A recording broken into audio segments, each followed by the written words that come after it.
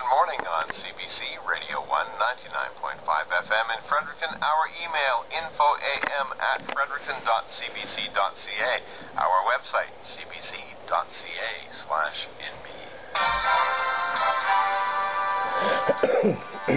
It's 15 minutes after 7 o'clock. Well, last month, push came to shove for a Fredericton activist and blogger. Charles LeBlanc was arrested for being on the lawn of the New Brunswick legislature. 3 years ago, LeBlanc was banned from the legislature, its grounds, and even the sidewalks around the property. Our provincial affairs reporter, Jacques Poitras, tried to find out what it takes to get banned from what some MLAs call the People's House. No, I want some people around. I want some people around when I'm arrested. I want some people around when I'm arrested. It was probably inevitable. Despite being banned from the New Brunswick legislature, Charles LeBlanc has been showing up on the grounds more and more often. Last month, he pushed his luck a little too far. Action, guys. LeBlanc, a blogger who calls himself a journalist, was charged with assault and with mischief. And I was covering a protest. That's all I was doing. He can't say he wasn't warned. In 2006, the legislature's Sergeant-at-Arms, Dan Bussière, gave him a written notice of his ban, telling him he'd be charged if he set foot on the grounds. No one has ever explained exactly what prompted the ban. The speaker at the time, Michael Tanker-Malley, would say only this. As an employer, the Legislative Assembly of New Brunswick is committed to providing a work environment in which all individuals are treated with respect and dignity. It is the employer's responsibility under the harassment in the workplace policy to prevent and eliminate harassment in the workplace. Even LeBlanc himself has never officially been told the details of the complaint that led to his ban. I do a job. LeBlanc may not be the most sophisticated guy in downtown Fredericton, and he may be a little rough around the edges in the language he uses on his blog. But he's clear on what he sees as the issue here. The bottom line here is democracy. And to start convicting people without providing the evidence, I'm sorry, I don't agree with that. LeBlanc has heard unofficially about the pretext for his ban, and he's reluctant to talk about it. What we know is that in 2006, he wrote on his blog about the fallout from a violent crime, a crime that had affected an employee of the legislature. LeBlanc didn't identify anyone, but the employee was upset and complained. The Sergeant-at-Arms recommended to Speaker Malley that he ban LeBlanc. The case came before the Legislative Administration Committee, made up of the Speaker and MLAs from all parties. It meets in secret.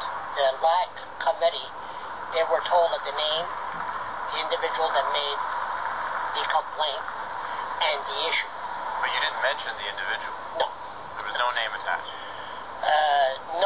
No, because all I said was here we go, it's a female, she's a member of the Liberal Party. Right.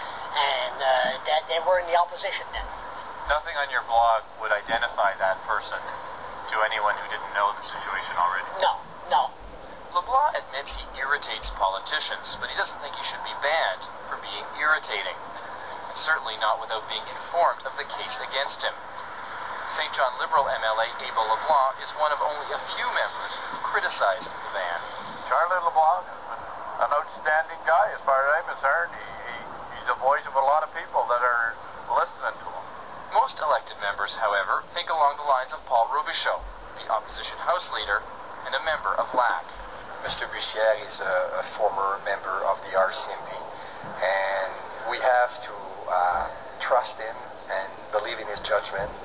I'm not in a position to discuss his recommendation and his decision, and I will rather follow his recommendation than arguing his recommendation because of his expertise. Dan Bussière, the Sergeant-at-Arms, he believes that he can do anything he wants. We asked for an interview with Bussière to ask him if there are criteria for banning someone from the legislature. Because Bussière may have to testify when LeBlanc goes on trial, he referred questions to Assistant Clerk Don Forrestal. Forrestal wouldn't talk about LeBlanc specifically. He said in an email that the decision to ban someone is never taken lightly and is made to ensure legislature employees have a secure, healthy workplace. He says the legislature recognizes people's rights to visit the building, watch debates, and protest peacefully, and a ban is always a last resort. Free men, a minister of the gospel. If I go in there, your government will throw me in jail. United Church minister George Feenstra is one of the handful of other people who has run afoul of Sergeant-at-Arms Dan Bussière. As you can hear, he has a theatrical protest style. He was a bit too theatrical one day in the legislature when a commissionaire asked him to move out of a VIP seat in the public gallery. At that point in time, I caught the eye of a member of the legislature on the floor who had been watching this little interaction, and I gestured with my hands, explaining over, like, what's going on here. And I took my clown nose and put it on my nose and pointed to it and suggest what kind of foolishness is this, in pantomime, of course, which caused the member of the legislature to give me a bit of a smile. A few weeks later, Feenstra says he was back, just inside the main door of the building, listening to a politician talking to reporters. A member of the security came, noticed me, and told me that I was not to be there. And I questioned that in a very quiet voice, not to be obtrusive. And at that point, they took hold of me, and they began to bodily evict me. Feenstra joined LeBlanc on the ban list. He takes a Voltairean view of Charles LeBlanc. He doesn't agree with everything LeBlanc has to say, but he defends his right to say it, even if LeBlanc's way of saying it ruffles feathers. It behooves those of us who are stronger in terms of acumen and such things to listen to Charles carefully and to interpret and then perhaps carry that message forward. Just to be aware of those marginal voices and what they're saying, even if they don't say it very well, to hear them and to respect their point of view. His basic message seems to be there's something really, really wrong in the way we treat poor people in this province. Who knows? Charles might have the key to reform in social policy.